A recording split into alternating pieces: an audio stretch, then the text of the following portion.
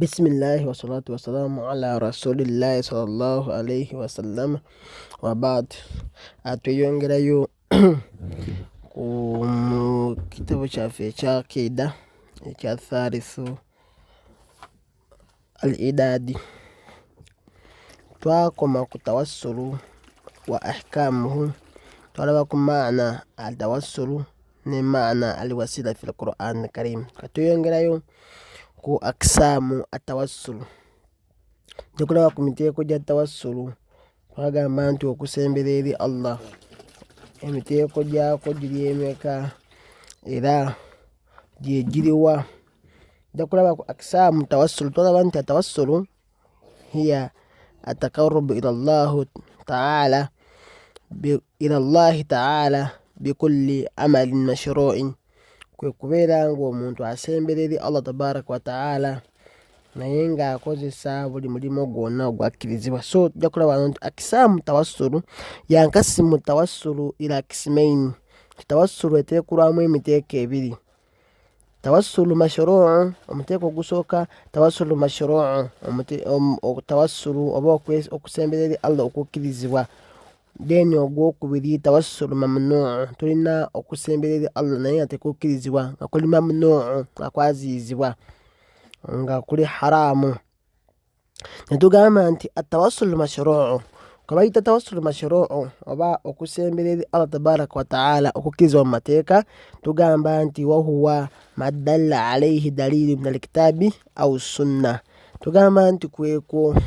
okusembera eri Allah tabaraka wa ta'ala naye nga kuliko obujulizi okuva mu kitabo kya Allah Qur'ani oba mu hadithi z'omubaka Muhammadin sallallahu alaihi wasallama. Tugamba nti wahuwa madalla alaihi dalilu min alkitabi au sunna. Yaba bakubuuza nti ma huwa tawassulu mashru'u, tugamba nti hiya tawassulu oba huwa madalla alaihi dalilu min alkitabi au sunna. Tikweko okusembera eri Allah tabaraka wa ta'ala wabula nga kwo kuliko obujulizi okuva mu Qur'ani ey'ekitiibwa oba mu sunna z'omubaka sallallahu alaihi wasallama. Tugamba nti wayankasimu ila thalathati aksamu wahiya, nti ate era okwo okusembera eri Allah okuli mashru'u oba okukkirizibwa mu mateeka g'obusiraamu nakwo kuliko kuteekulwamu emiteeko esatu. Tujja kulaba omuteeko ogusooka tulina atawassulu ila Allahi bi asma'ihi wa sifaatihi, okusembera eri Allah tabaraka wa ta'ala nga tukozesa amannya ge amalungi, wa sifaatihi n'ebitendo bye ebirungi. Ng'osembera eri Allah ng'okozesa amannya ge oba n'okozesa ebitendo bye oba ekimu ku bitendo bye. Tujja kulaba wano nti ka ayyakuula al muslimu fi du'aihi, ng'omusiraamu bw'anaagamba ka ayyakuula al muslimu fi du'aihi, ng'omusiraamu bw'anaagamba Allahumma inni as'aluka bi annaka anta Allahu rahmanu rahim al aziz al hakim an tu'afini oba an tu'afiyani, an tu'afini. Tugamba wano eno nti omuntu nga bw'anaagamba ng'akozesa amannya ga Allah, Allahumma inni as'aluka, ay Allah mulezi wange mazima nze nkusaba bi annaka anta Allah, nga nkusaba bi annaka nkakasa nti mazima gwe Allah gwe mutonzi gwe katonda wange, arrahmani noteekako amannya gaago nti arrahmani omusaasizi, arrahimi ow'ekisa ekingi, al azizi nantameggo ow'ekitiibwa atawangulwa, ow'ekitiibwa asingayo, al hakimu omugezi nnyo atakola nsobi, an tu'afini saba Allah ompe obulamu, an tu'afini saba Allah ompe eki obulamu. So kati wano mumbeera bwetyo omuntu abeera ng'akozeseza amannya ge amalungi n'asaba ekyo. Au yakuulu oba n'agamba omukkiriza nti ya hayyu ya qayyum birahmatika astaghith, n'agamba ya hayyu owange gwe ow'olubeerera omulamu atagenda kuvaawo, ya qayyumu owange gwe yeeyimirizaawo yekka atalina ali independent oyeeyimirizaawo yekka, birahmatika astaghith olw'okusaasira kwo tusaba Allah otonyeseza enkuba, n'osaba Allah abeere ng'atonyesa enkuba ng'akozesa amannya g'amalungi nti ya hayyu ya qayyumu, owange gwe Allah omulamu ow'olubeerera atagenda kufa, ya kayyumu eyimirizaawo yeeka birahmatika olw'okusaasira kwe ya Allah astagif tusaba tutonyeseza enkuba. So nobeera nga omuntu osaba Allah ng'okolesa amannya gaaga amalungi. ودليل قوله تعالى ودليل قوله عز وجل olwo n'obujulizi ku nsonga eyo ye aya ya Allah wakyo ekigambo kya Allah yagamba mu Qur'an yagamba nti walillahi al-asmaa'ul husna fad'uuhu biha وذروا الذين يلحدون في أسمائه الله قال آيات ولله الأسماء الحسنى فادعوه بها انت الله تبارك وتعالى يناين من يمرونجي الله أينا من يمرونجي فادعوه بها مسابنا go musabisa amanya musaba Allah tabaraka wa ta'ala kyategeeza ndifad'uuhu biha kati amanya aga amalungi goba okozesa ng'osaba Allah abantu bakozesa banogamba nti ya hayyu ya qayyum birahmatika astaghith nosaba Allah oyo eyimirizaawo yeka abeere nga akola ki atonyesa enkuba. So eyo yemu ku daliilu ku nsonga eyo. Wa mina sunna qawlu nabii sallallahu alayhi wasallama ate mu sunna obujulizi obulaga ku nsonga eyo nga buva mu hadithi z'omubaka agamba wano nti ekigambo ky'omubaka kyabeera nga agamba fi du'ai al istikhara mu duwa ey'okubeera nga olemereddwa okukola decision nosaba Allah gye bayita decision making nosaba Allah abeere nga akusalirawo ekisinga okuba ekirungi n'ogamba nti Allahumma inni astakhiruka biilmika wastakdiruka bikudratika wa as'aluka min fadlika al-azim. Kati awo yabeera nga asaba Allah ng'akolesera amannya ge nti Allahumma inni astairuka biilmika ayi Allah nsaba onsalirewo okusinza okumanya Allah gwasaba wastakdiruka bikudratika era gwe Allah nsaba onsalirewo mu busobozi bwo wa as'aluka min fadlika al-azim nkusaba okuba mu birungi bye ebyeki al-azim ebyekitiibwa eby'omuwendo ennyo ebyebbeeyi ennyo kenda Allah kati omusaba Allah nti as'aluka nkusaba min fadlika ompe ku birungi eyo kubyengerayo bounty zo ezekitiibwa kati Allah gwosaba abeere nga ye yamanya ebirungi alina ebyengera bingi. Allah kati gwoyinza okulaba kino nti kino kirungi nekino kirungi oyagala kuwasa oyina challenge abawala bali babiri naye ngaolaba buli omu amalayo nogamba omuwala wa brown alina akazigo alina nyashi muddu eyo abantu abamu basinga okubeera nga baagala naye tamanyi musoma the Quran ate ono ali bwati ne bwati naye dini weeri twalekaani bonna ndaba nga sina buzibu nabo kati nobeera ng'odda mu swala nosaba Allah abeere nga akulonderawo ku ebyo ebirungi ebiri akugirako akolera decision making olabe nti gundi ono hasifa gwe mba ntwala oba gundi ono ani yenna gwoba otaddewo mu mbeera bwetyo Allah nabeera nga akola ki akusalirawo. Kyebagamba nti nabbi abeera nga akolesa mu duwa ya istikhara duwa ey'okubeera nga decision making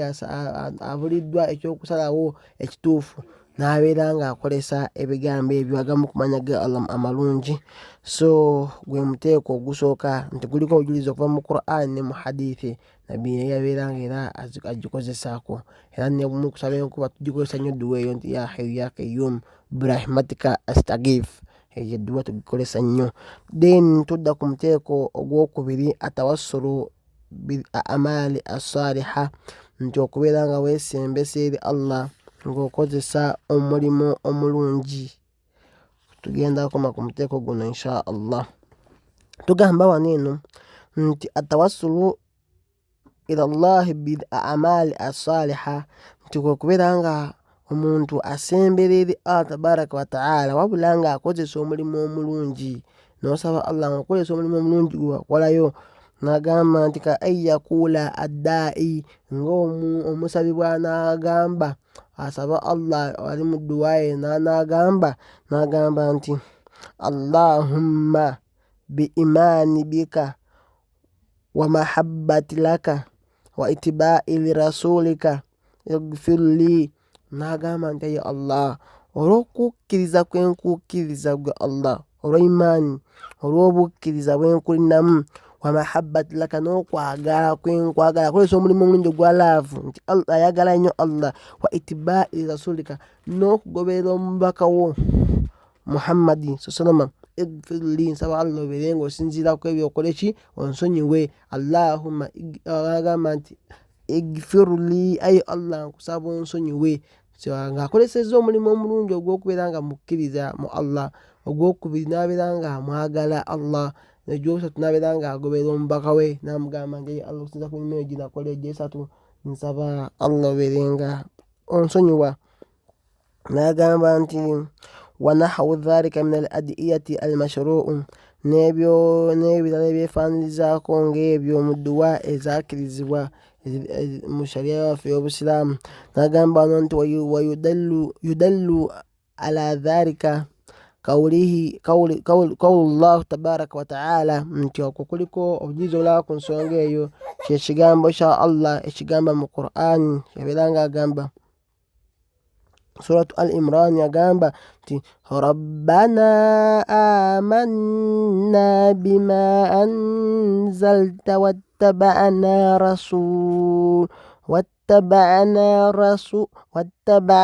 rasula faktubna ma'a shahidin. Yagamba mu aya nti rabbana amanna ayi mulezi waffe Allah amanna mazima ffe tukkiriza bima anzalta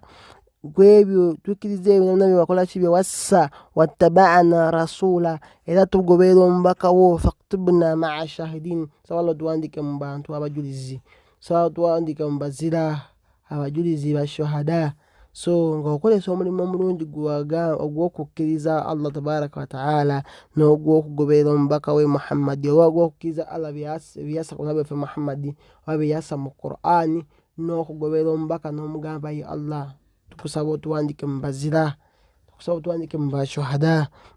So ogwo omulimu nagwo Allah tabaraka wa ta'ala bw'atyo yayogerako mu Qur'ani ng'akkiriza omuntu okubeera nga yeesembesa obujulizi obulaga nti omuntu okkiriza obeera nga okulembeza omulimu omulungi gwe wakola n'osaba Allahu tabaraka wa ta'ala n'abeera nga akusonyiwa. Oyinza ogamba oti Allah bambi nze nali ntambula nensanga omuddu wo ng'ali bubi nnyo nga yeetaaga ennusu gya ssibi 5 nembimuwa naye Allah yemba nabimuwa ku lulwo saba Allah omalire nange ekizibu gundi nobeera nga osaba Allah nkulembeza akalimu akalungi ako wakola oba wazimba muzigiti oba wasimira abantu luzzi nobeera nga okolesa omulimu ogwo omulungi n'osaba Allah tabaraka wa ta'ala abeerenga naawe akutaasa mu mbeera gy'olimu. Ng'amaliriza wa mina sunna hadithi Abdallah bin Buraida anni abihi radiyallahu anhu haythu qala hadithi musunna wamu hadithi zombaka hadithi eva ku Abdullah mutabani wa Buraida agamba waneno naye nga gijja ku taata we Allah musiime yagamba mu kaseera we yagambira nti sami annabi sallallahu alaihi wasallama nawulira omubaka wa Allah sami nabiyullah sallallahu rajulan yaqulu omubaka wa Allah yawulira omusajja nga agamba Allahumma inni as'aluka bi anni ashhada annaka anta Allah alladhi la ilaha illa anta al-ahadu as-samadu alladhi lam yalid wa lam yulad wa lam yakul lahu kufuwan ahad. Qala walladhi nafsi biyadihi laqad sa'ala Allahu باسمه الأعظم الذي إذا دعي به أجاب وإذا سئل به أعطى. Twagamba waneno nti nabi waffe Muhammadi yaripotinga nabi yawulira omusajja nga agamba nti Allahumma inni as'aluka bi anni ashhada yagamba nti nawulira omubaka nga agamba nti omusajja nabi yawulira omusajja yagamba nti yawulira nabbi waffe Muhammadi omusajja nga agamba ebigambo bino nga asaba yagamba nti Allahumma ay Allah inni as'aluka mazima nze nkusaba bi anni ashhada era nga nze nkakasa annaka anta Allah mazima gwe katonda wange gwe mutonzi gwe Allah gwe katonda alladhi la ilaha illa anta oyo atali kisinzibwa mutuufu okuggyako gwe weka Allah al ahadu samadu oli omu weka assamadu weeyimirizaawo weeka oli bwannamunigina kyategeeza nti talina muyambi yenna yenna yamala ebyetaago by'abantu bonna bonna ayeesigamirwako alladhi lam yalid walam yulad gwe Allah atazaala era atakola ki atazaalibwa walam yakul lahu kufuwan ahad atalina kimwefaanaaniriza kyonna kyonna teri kinyanja kimwefaananiriza qala nabbi n'agamba yawulira ebigambo bino omusajja ng'abigamba nabbi n'agamba nti walladhi nafsi biyadihi ndayira n'oyawanidde omwoyo gwange mu kibatu kye lakad sa'ala Allahu bi ismihi al-a'zam nti asabye Allah n'erinnya lye erikyasinza okuba ery'ekitiibwa erya waggulu ennyo alladhi idha du'iya bihi eryo nga singa omuntu asaba nalyo Allah ajaaba Allah yamwanukula wa idha su'ila ate bw'oba olina ky'osabye nti bw'oba olina ky'omusabye opa okiweebwa Allah akikuwa singa okolesa erinnya lino beera ng'omusaba wa idha su'ila bihi era singa olisabisa erinnya eryo Allah akikuweerawo kyokola ki ky'omusabye kyagamba nti w'omusaba edduwa ajanukula ate bw'oba ky'omusabye akikuwe Allah akola ki akikuwa. So buno obulizi bulaga nti ng'okolesa mu mutego gwa tawassulu mulimu okubeera ng'omuntu asobola okukolesa omulimu omulungi nga guno bwe yagamba nti nze nkakasa yaba na ashhadu nakkiriza nti teri asinzibwa mutuufu okuggyako gwe Allah al ahadu assamadu Allah omu yeeka bw'ati assamadu teri kimwe ayeesigamirwako oba aliwo obwannamunigina amalira buli omu ekyetaago kye so Allah nti yeesigamirwako kati nabbi n'agamba nti singa omuntu asaba Allah n'amannya ago teri kyosaba okujjako nga Allah agenda kukikuwa era toli kyomusaba okujjako nga Allah ajja kyanukula. Tujja kukomaawo leero insha Allah tabaraka wa taala tujja kudda tulabe omutego gusembayo tulabe ne ku tawassul mamnuu insha Allah tabaraka wa taala. Assalamu alaikum wa rahmatullahi wa barakatuhu.